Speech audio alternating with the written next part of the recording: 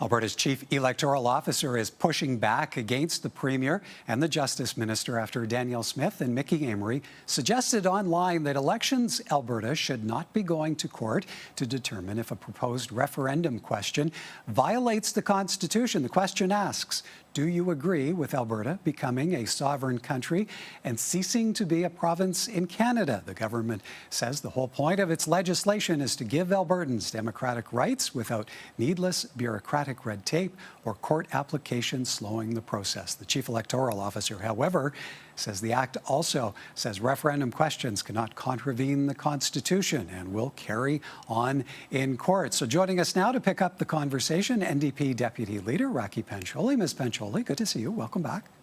Great to see you, Michael. Thanks for having me. All right. So from the opposition side of the aisle, how do you view the dialogue now playing out here over this proposed referendum question on separation? Well, we have seen that the Premier and the Justice Minister are very motivated to put this separatism question before Albertans, and their motivation has nothing to do with what's best for Alberta and what's best for this province. They are obviously being driven by a small part of their base who they're trying to keep happy. They're trying to prevent their political party from splitting. And because of that, they're going to put this very serious question, which the majority of Albertans do not support. We know that from time after time looking at polling, but they're doing this, they're putting it forward, they're putting our economic certainty and stability at risk right now in this province, and they're doing it all to save their own political hides. I wish I could say that I was surprised to see that the Premier and her Minister of Justice are trying to put political pressure on an independent actor. In most cases, in most times, that would be very shocking, but we have seen this Premier do this over and over again, and once again, she is inappropriately trying to exert political pressure onto the chief electoral officer, who is an independent officer of the legislature, in how he exercises the very authority that the UCP government gave the chief electoral officer 2 months ago when they brought forward Bill 54. So it's completely inappropriate for the government to be doing this, and this is what we see them doing over and over again. With that said, how much of a line then do you see the government crossing here? Well, you know, I feel like we're getting desensitized, which is very unfortunate.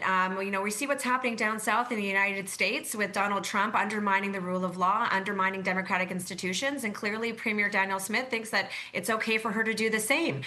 This is really inappropriate, and it's no different than when she tried to, you know, apply political pressure on prosecutions that she didn't want to see go forward. We know her government has been playing games with the Auditor General's investigation into the corrupt care scandal. We know previously the UCP fired an elections commissioner who was looking into allegations of wrongdoing with the UCP. And now we see this Premier interfering with the chief electoral officer, doing what I must say is really important work. The Premier's treating it quite trivially, this idea of this separatist referendum, but it's a really significant issue. It affects treaty rights. It affects our economic future in this province. It affects mobility.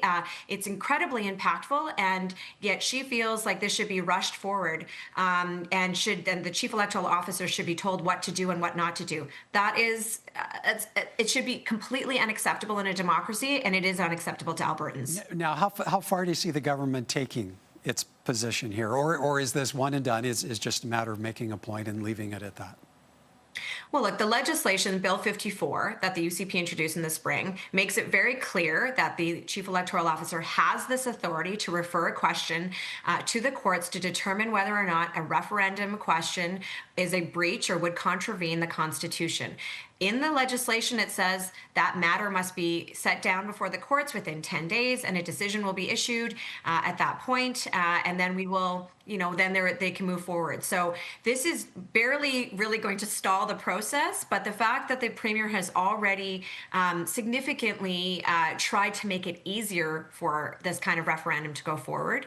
We know that the whole purpose behind Bill 54 in the spring was to lower the threshold, the number of signatures that were required to get a referendum on separation, to extend the timeline, to make it easier for that to happen. And now we'll see. She's expressed this inappropriate interference on social media. The Minister of Justice will, of course, have an opportunity to present any concerns he may have on this issue before the courts. But to do this, this is not about the political process in terms or the legal process. This is about her trying to throw a bone to her political base, to get them all riled up, to undermine the legitimacy of the chief electoral officer, and to potentially undermine the role of the courts.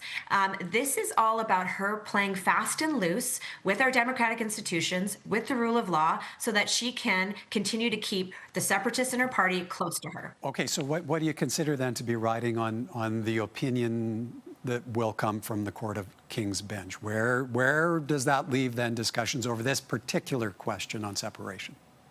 Well, I think it'll be interesting to hear what the court rules on this. Again, the very act that the UCP has introduced says that any referendum question can't contravene sections 1 to 35.1 of the Constitution. That, importantly, includes Aboriginal and treaty rights. And we've already seen First Nations in Alberta raise their very significant concerns about any conversation around separatism, because that may and very likely will be a violation of treaty rights. So that, I'm certain, is going to be part of the conversation when the court is considering this referendum question. And really, it may determine whether or not this question can go forward at all. And again, this is a serious issue. Going forward and having conversations about separatism impacted the Quebec economy for decades. It meant that, head offices, banks were fleeing Montreal, were fleeing Quebec because it was an uncertain and unstable province. That conversation, what the Premier has already done by making it easier to have this referendum, has already started to create that instability.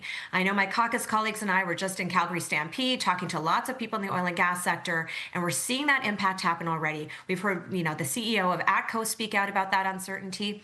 That has significant impacts. This is not a lightly held decision. And whatever the courts say is going to be very significant for how things move forward. Okay, let me squeeze one more quick one in. Busy times for the Chief Electoral Officer, Gordon McClure, now issuing the petition for the Alberta Forever Canada Citizen Initiative. That means the group led by former Deputy Premier Thomas Lukaszuk can now begin collecting signatures. As the opposition, what are you watching for where those efforts are concerned? Does your party play a role? I've been knocking on doors all across this province, as has my colleagues over the summer. We've been initiating our own process called the Better Together Summer. We've got a website up where we're going to do what we do all the time, which is engage Albertans where they are in their community, talking about the things that matter to them. I can tell you, when I'm knocking on doors and I'm talking to folks, I see Canada flags everywhere. This issue of separatism comes up. Proud Albertans are proud Canadians as well. I hear this over and over and over again.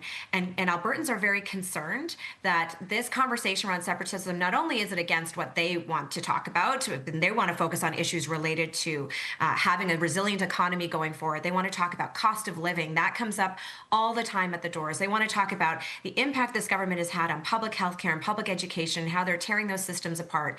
These are the priorities for Albertans, and they're frustrated that the current government, that Danielle Smith, her ministers are not focused on those issues.